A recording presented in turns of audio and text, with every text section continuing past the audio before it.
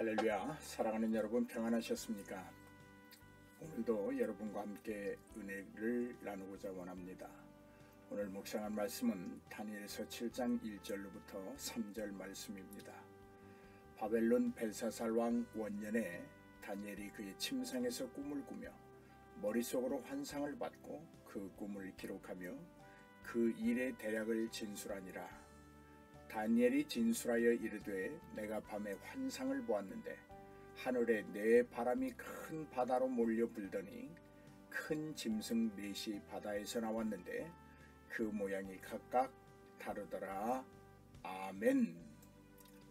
사랑하는 여러분, 오늘은 좀 말씀이 좀 어렵게 들릴지도 모르겠습니다. 그러나 여러분 천천히 차근차근 따라오시면 충분히 이해가 되고 하나님께서 특별히 여러분에게 깨달음과 알매 은혜를 충만히 허락해 주실 줄로 믿습니다. 할렐루야. 자, 출발해 보겠습니다. 여러분 7장은 다니엘서 전체를 두 개의 섹션으로 나눌 때 두 번째 섹션이 시작되고 있는 장이기도 합니다.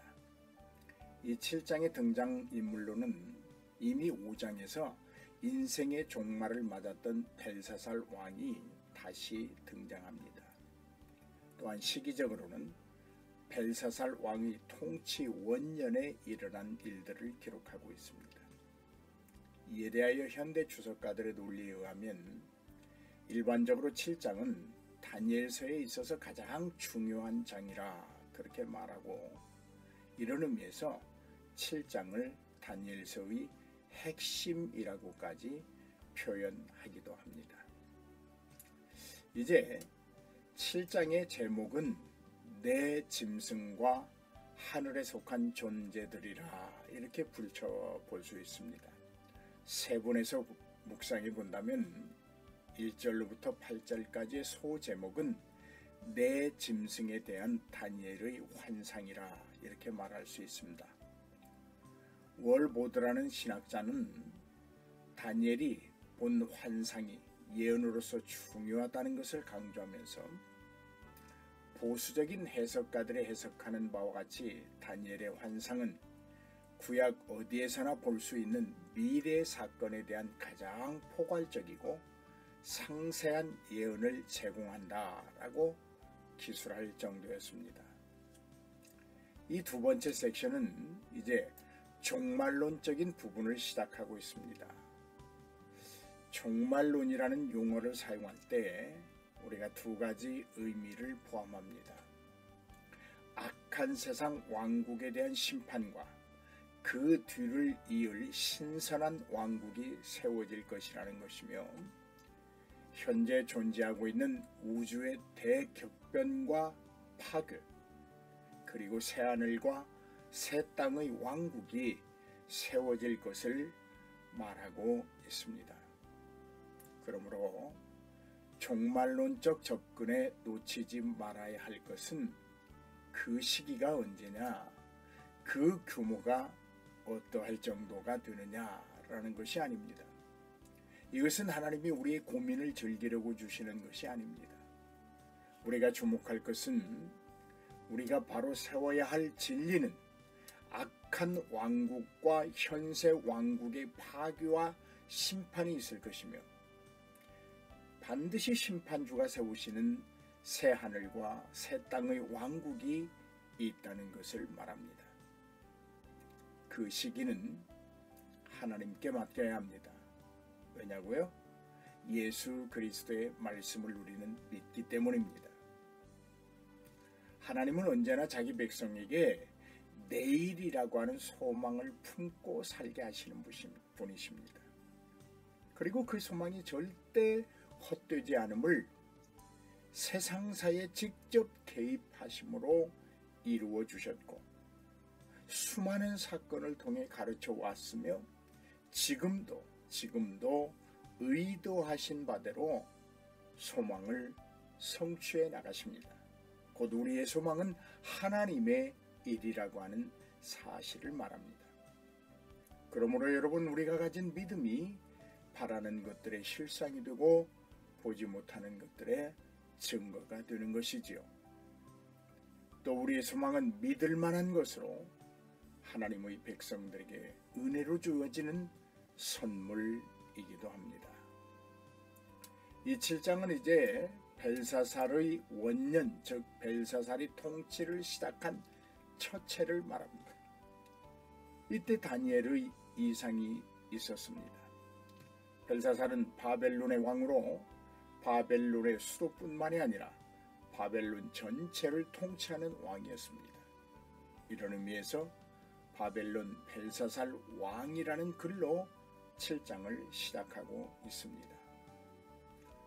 그런데 여러분, 흥미로운 것은 여기 다니엘이라는 3인칭을 사용하며 시작된 글이 점차 내가라는 1인칭으로 바뀌고 있다는 것입니다. 이는 우리에게 어떤 의미를 부여하고 있을까요? 3인칭으로 시작되었던 글이 1인칭으로 바뀌어 전개되는 것은 이런 의미일 것입니다. 예언적 환상의 정확성 혹은 그 예언의 확실성을 보장하는 의미일 것입니다. 여러분, 우리가 누군가가 보았다는 말보다는 내가 직접 보았다는 증언이 더욱 신빙성이 높다는 것이지요.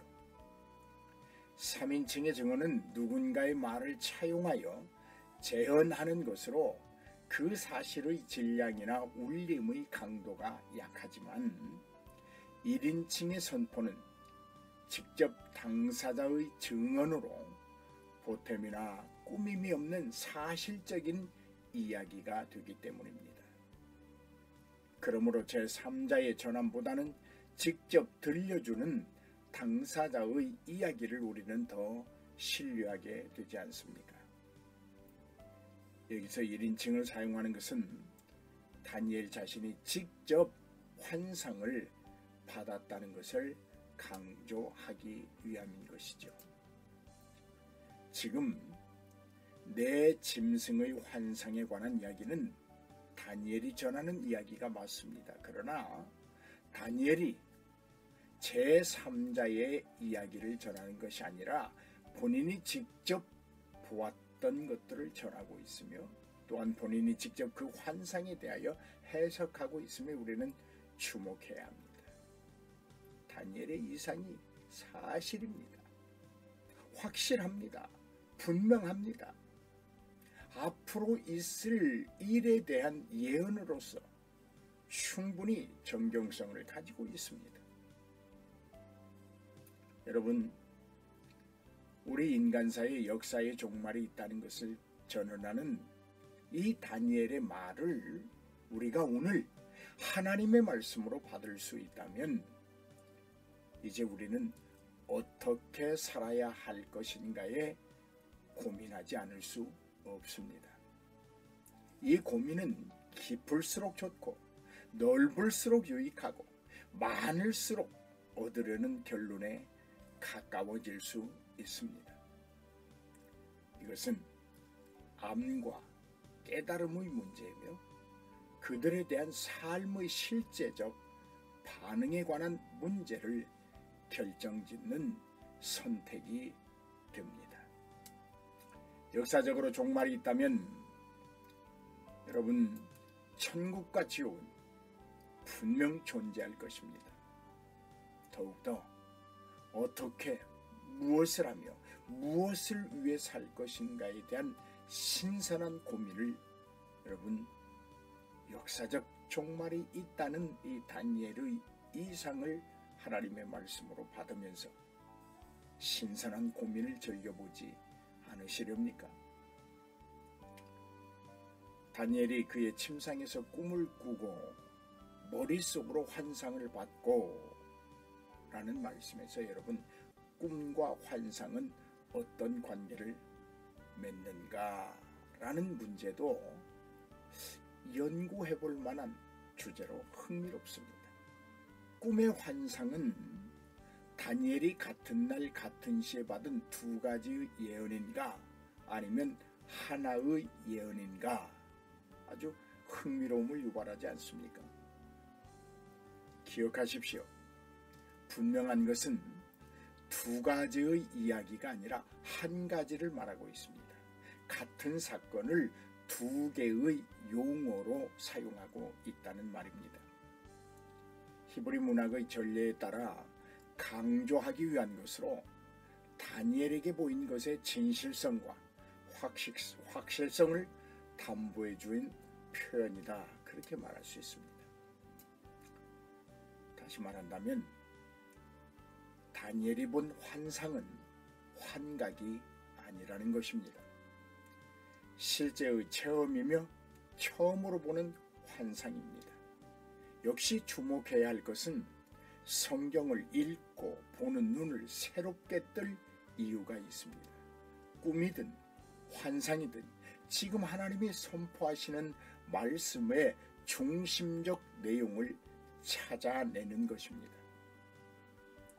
이 사건을 통해 하나님이 우리에게 깨닫게 하심이 무엇인가를 아는 것, 그것이 이 사건의 핵심입니다. 혹이라도 여러분, 시각장애우가 코끼리의 한쪽 다리를 만져보고 코끼리의 전부를 말하려는 오류를 범하지 말아야 할 것입니다. 이는 말씀에 대한 신뢰성의 문제입니다. 또한 신비롭고 오묘한 말씀을 대하는 태도와 접근하는 방법의 문제이기도 합니다. 여러분은 무엇을 더 중요시하십니까? 또 하나의 흥미로운 주제로 떠오르는 것은 다니엘의 환상이 미래에 관한 것이라면 당시 유대인들에게는 어떤 의미일까라는 것입니다. 하나님이 다니엘이라는 자신의 종에게 환상을 보이신 의도는 하나님의 메시지로 당사자인 다니엘과 당시의 하나님의 백성들에게 가장 가치 있는 것이 분명합니다. 이스라엘 백성들의 당시의 처지를 한번 기억해 보십시다. 더듬어 보십시다. 예루살렘 성전은 파괴되었습니다. 민족은 뿔뿔이 흩어지고 국권을 잃었습니다. 일부 인사들은 포로로 잡혀갔습니다. 자신들의 나라가 더 이상 존재하지 않습니다. 이런 상황에서 다니엘의 환상은 어떤 의미로 이스라엘 백성들에게 주어졌을까요? 미래가 불확실합니다.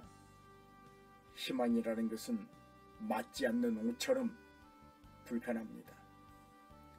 국권이 회복되리라는 꿈도 꿀 수 없는 현실입니다.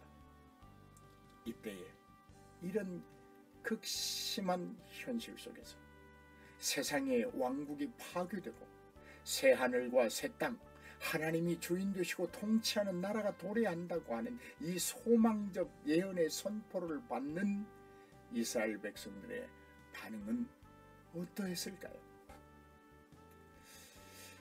여러분, 저는 이런 욕심을 가져봅니다. 허락만 된다면 타임머신을 타고 그때로 돌아가 경험해보고 싶은 주제입니다. 여러분도 함께 그 시대의 사람, 그 현장에 있는 백성이 되어 한번 경험해 보시기를 바랍니다. 다니엘의 환상을 주신 하나님의 의도를 알 수 있을 것입니다. 그 시절로 돌아갈 수 없다면 여러분, 지금 조금만 더 말씀을 묵상하시면 됩니다. 아마도 하나님의 의도하심은 이것일 것입니다. 극한 상황에 있는 자기 백성들에게 이스라엘은 역사에서 사라진 것이 아니라 계속해서 존재하고 있고 존재하도록 회복될 것이라는 소망입니다. 희망을 잃지 말고 꿈을 포기하지 말라는 말입니다. 내일이 없는 것처럼 너희는 행동하지 말라는 하나님의 의도입니다. 반드시 회복된다. 반드시 이루어진다. 이처럼 하나님이 하고 싶은 말씀을 꿈이나 환상이라는 도구를 통해 전달하고 계십니다. 사랑하는 여러분, 어떠한 경우라고 할지라도 희망을 포기하지 마십시오. 회복됩니다. 잘 됩니다. 반드시 이루어집니다. 왜냐고요? 어떻게요? 하나님이 우리와 함께 하시기 때문입니다. 하나님이 우리를 인도하십니다. 하나님이 우리를 보호하시고 하나님이 우리의 소망을 당신의 일처럼 여기시고 성취하시기 때문입니다. 그러므로 우리는 점점 잘 됩니다. 할렐루야. 사랑하는 여러분, 오늘 묵상한 말씀의 해석들이 어떠셨습니까? 어려우셨습니까? 이해하시는 데 도움이 되었습니까? 하지만 조금씩 더 묵상해보고 더 이해의 폭을 넓혀보면 큰 은혜가 될 줄로 믿습니다. 오늘도 기도하면서 포기하지 말고 점점 잘 됨을 믿고 하나님이 우리의 소망을 당신의 일처럼 여기시고 성취하신다는 이 확실한 진리를 믿고 승리하는 저와 여러분이 되기를 주님의 이름으로 축복합니다. 할렐루야.